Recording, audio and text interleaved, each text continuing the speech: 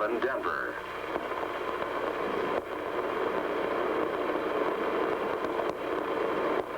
Sometimes it's a bank robbery, or a little girl lost in the mountains. It might be a narcotics peddler, or a drunk in the street, a family snowed in, or a murder in an alley. Maybe it's a fire, a drowning, or a stubborn little boy locked in a bathroom. A part of the 980 square miles is in the mountains, and a part is in the plains to the east. Sometimes the roads are like this, 70-mile-an-hour superhighways, and then there are the narrow, twisting mountain trails, 980 square miles. Part of it looks like this, and part of it like this. Fringe area slums that can be rotten with crime and despair. It's Jefferson County, part city, part mountains, part farm country. 980 square miles of it.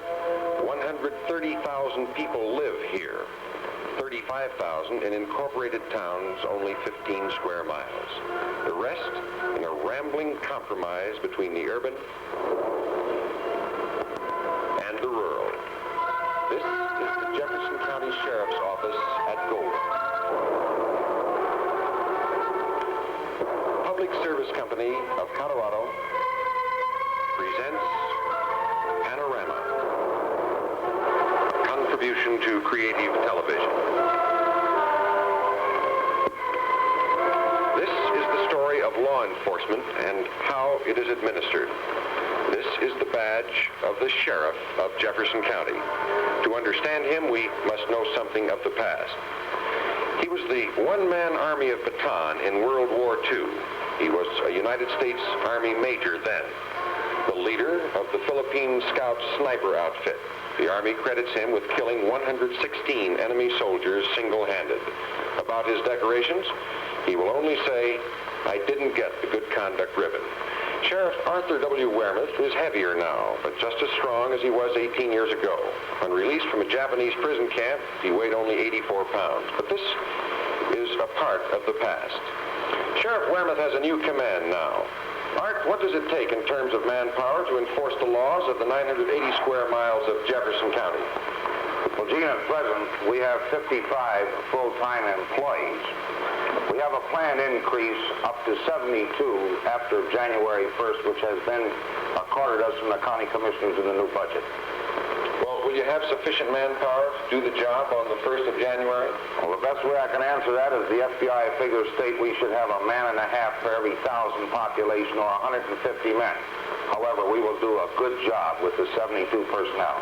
Your service on the Board of Governors of the National Sheriff's Association, Vice President of the National Jail Association, and on the Board of the National Police Association has given you a good chance to compare your men with the other officers around the county. Now, how do Jefferson County deputies shape up? Well, Gene, I can answer that with pride. Here are some of the trophies my posse has made as one. Some of our shooting trophies of the men in the office. On top of it, my county commissioners again have seen fit to make sure that I had adequate money to see that the personnel have been trained in the past years. Yes, we are within the top ranks in the United States of all sheriff's departments.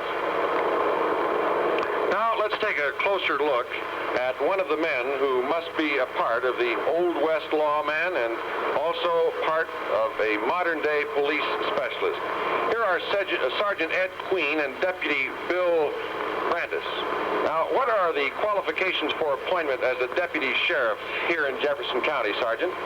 He must be 23 years of age, high school graduate, with such experience and background to fulfill the replacement of his education. Must be a minimum of 5 foot 9 inches tall and weigh 160 pounds. What type of training is required before a man is warranted as a deputy? He has a 90-day probation period. Our own trained in police patrolman work, as a jailer, as a dispatcher, and as a civil process server. Are there any training schools that he must attend to keep current on the latest developments in police technique? There are many of the schools, which one or all of the personnel of the Sheriff's Office attend, namely the Boulder Crime School, Colorado State Patrol School, Arapahoe County Police Academy, Wyoming Police Academy, the FBI School, Federal Institute, Keeler Lie Detector School, and Northwestern Police Administration. After these men return from their schools, they are required to have their notebooks available for all the other men in the department. We are getting quite a lot of sound from our light power system required for some of our outdoor shots. The old deputy in the West had to be fast on the draw. Is this still a part of the lawman's job?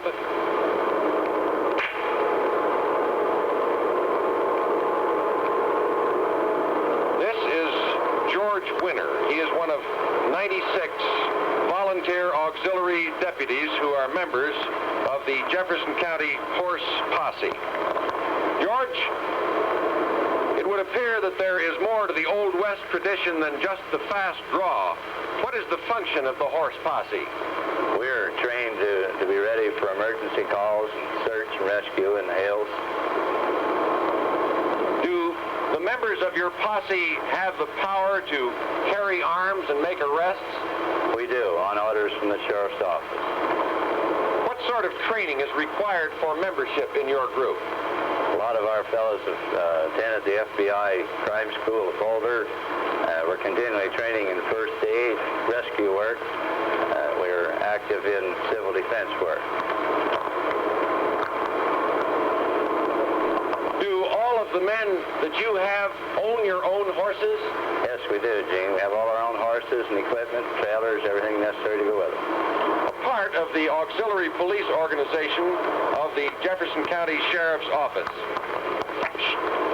Sheriff, how many patrol cars does your office have in service? We have 8 patrol cars plus 5 unmarked cars in the investigation unit. Are they manned with 1 or 2 officers? 1 officer. In the future, we hope to have 2, as we think it's a necessary thing for patrolling.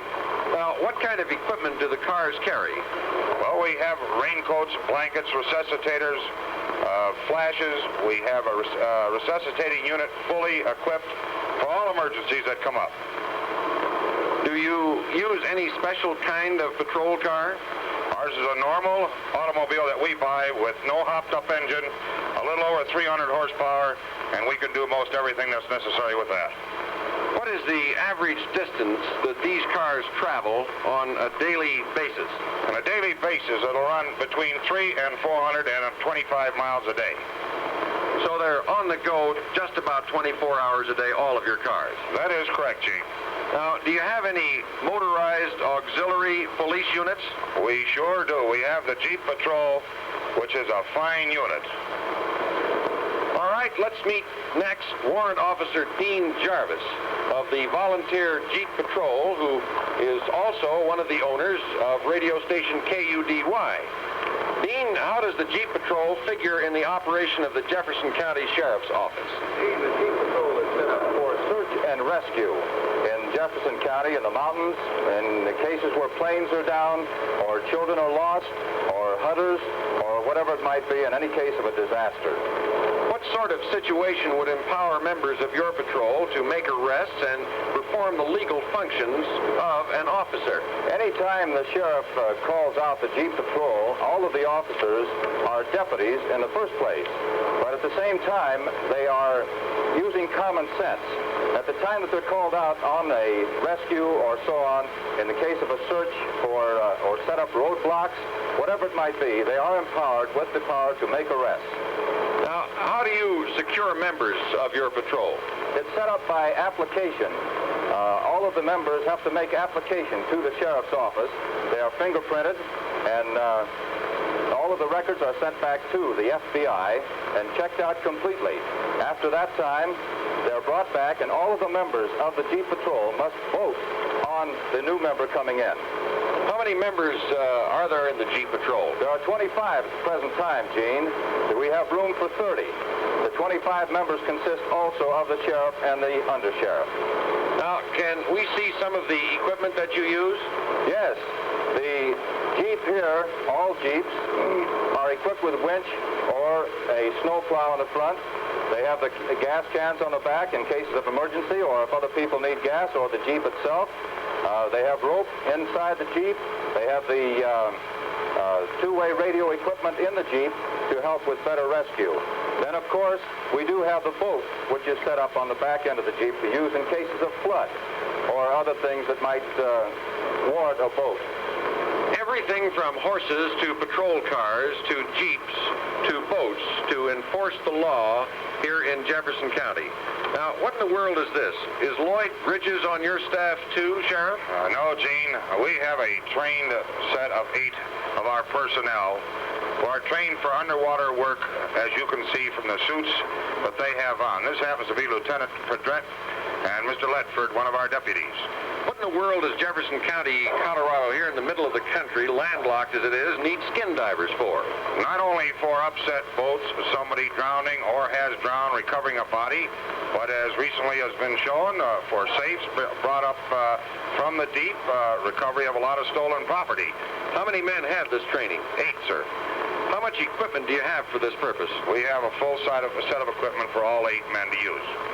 The sheriff's responsibility for the safety of the county doesn't end here. This man is Lloyd Beeler. He is the fire marshal of the office.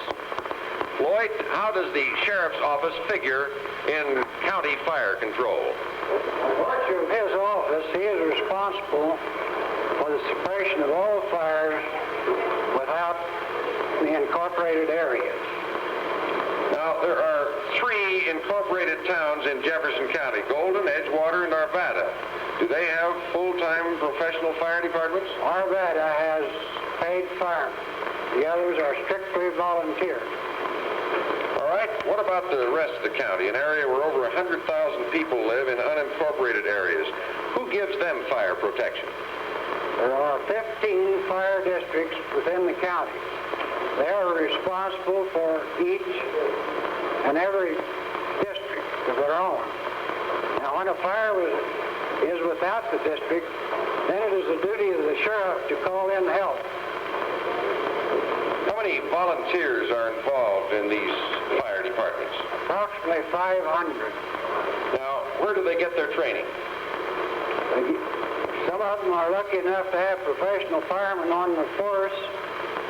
The others may get it from vocational training, which is supplied by the state, who is Captain Crawford, the gentleman in charge. Thank you very much, Lloyd Beeler. The days when a county sheriff counted upon an Indian scout to do his investigation are long gone. This is Jefferson County Captain of Investigation, Harold Bray. How large a staff of investigators do you have, Captain? 12 men, Gene. That's including myself and Sergeant Ray Hector. Where do your men get their specialized training for this type of work? Every man, before becoming an investigator, is a trained good patrolman with a desire to be an investigator. Since you have one of the most advanced installations anywhere here in the country, how do you cooperate with other Colorado counties in investigation? Well, that is a reciprocal matter, Gene. We render every bit of assistance we can to other counties, police agencies. In return, we get very good cooperation. All right, let's see this model laboratory of yours. Here we are moving now into the laboratory itself. What do we see here? That is the iodine humor, a place where latent fingerprints are raised from paper material, cardboard boxes, etc. Now, this is a part of what has been one of the most completely equipped crime labs. This looks like a shower bath of some kind, Captain. What is it? Well, that is an emergency shower. In the event that there's an accident, if someone has spilled acid on their body or clothing, they can get under there and immediately get water on it. Now, moving on through the crime lab here at Golden, what do we see here? That is a comparison microscope, and laboratory technician Dale Ryder. He's preparing a bullet for a ballistics firearms comparison. So you try to determine with this kind of investigation which gun fired which bullet. That is correct. And each bullet has its own particular mark, just like a fingerprint then. That is right. Now we're moving over into an area that appears to be scales, like in an assay office. What's the purpose of these, Captain? That is a set of balance scales, very delicate, very capable of weighing a pencil mark on a piece of paper. Sometimes a case is proved in the laboratory. Sometimes a flutter of a heartbeat can tell the story. This is the polygraph or lie detector area. How does it work, Captain? Yes, a polygraph or lie detector is a scientific instrument used strictly as an investigative aid. Under what circumstances are polygraph tests admissible as evidence in court? Well, only when the defense and the prosecution agree for its use as admissible in evidence. All right, let's listen to the answers and watch the telltale needle.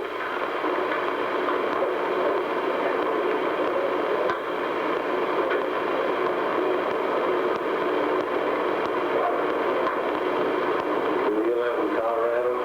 Yes.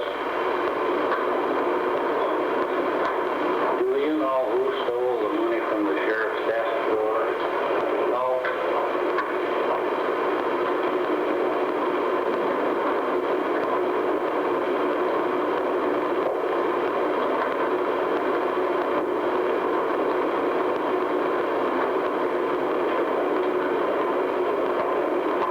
Did you steal the money from the sheriff's desk drawer tonight?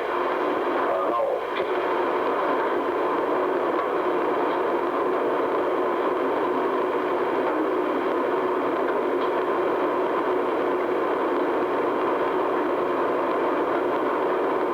They're perfectly still. There will be no more questions. The test is over. Enamel and panorama. You're under arrest. That's Under Sheriff Lou Hawley. He's bringing in a prisoner. Once that big door closes behind the patrol car, the prisoner has absolutely no opportunity to escape. The big overhead steel door must be completely closed before the prisoner is removed from the car. The Jefferson County Jail at Golden is perhaps the most secure anywhere in the nation.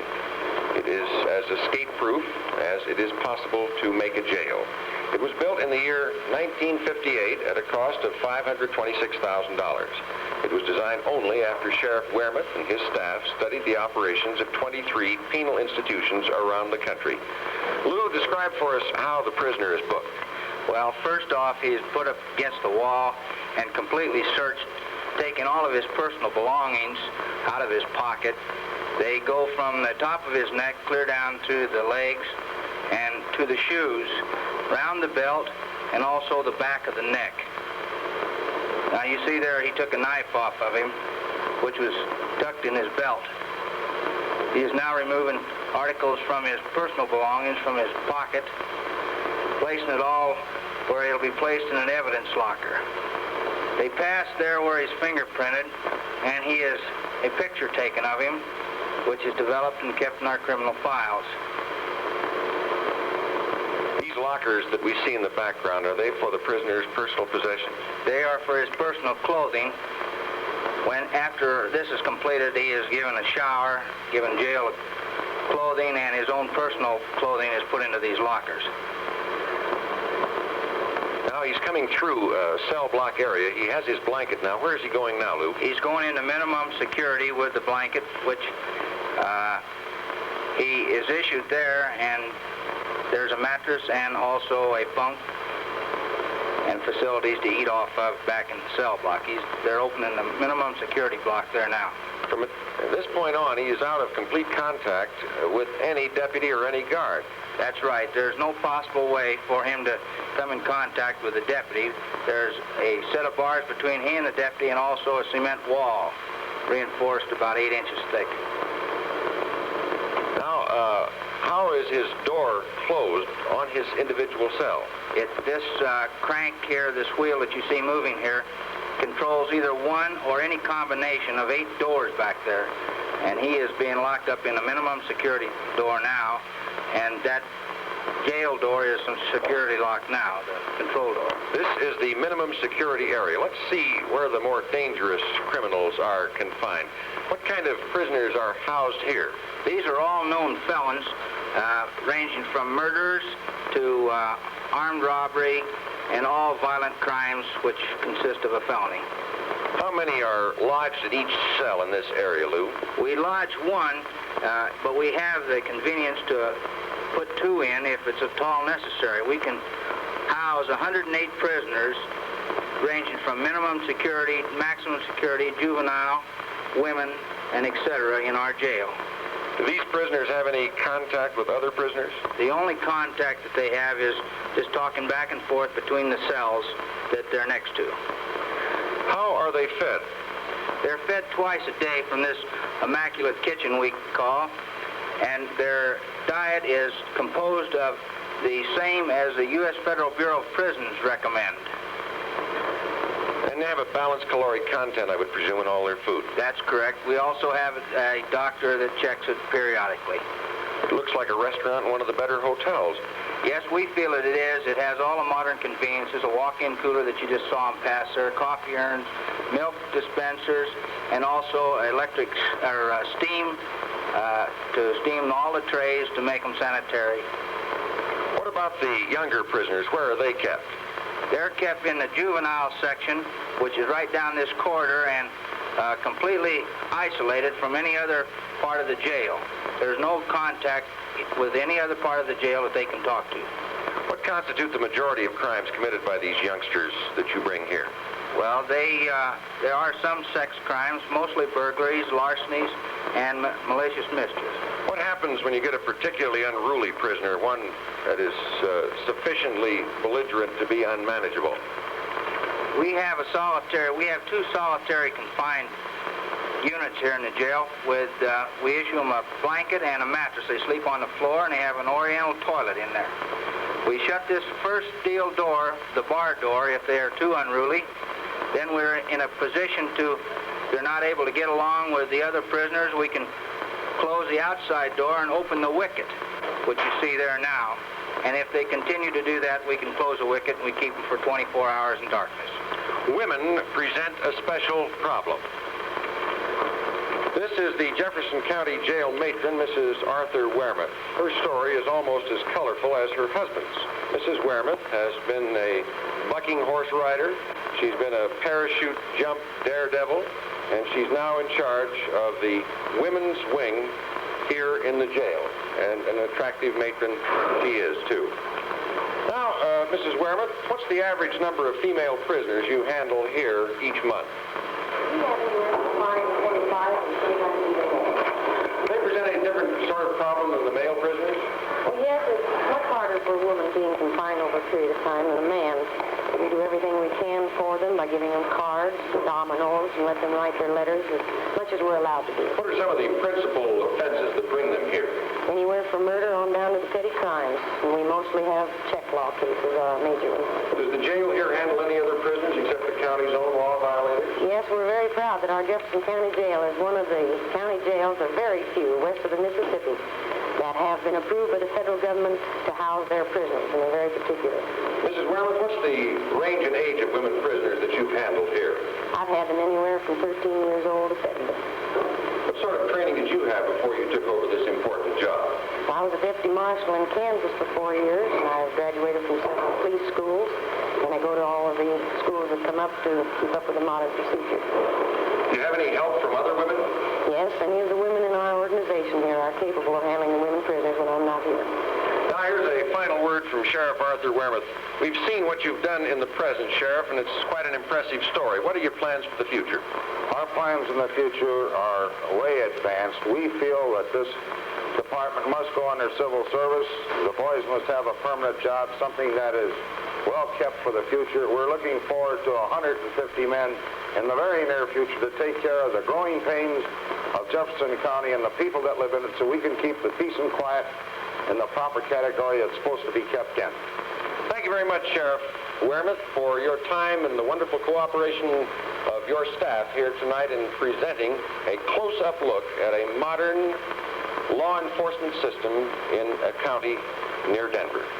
Again, we're anxious to hear from you with suggestions on what you would like to see us do on Panorama. Send your cards and letters to Panorama, KLZ TV in Denver. This is Gene Amol now for our sponsor, Public Service Company of Colorado, and our crew, wishing all of you a pleasant good evening.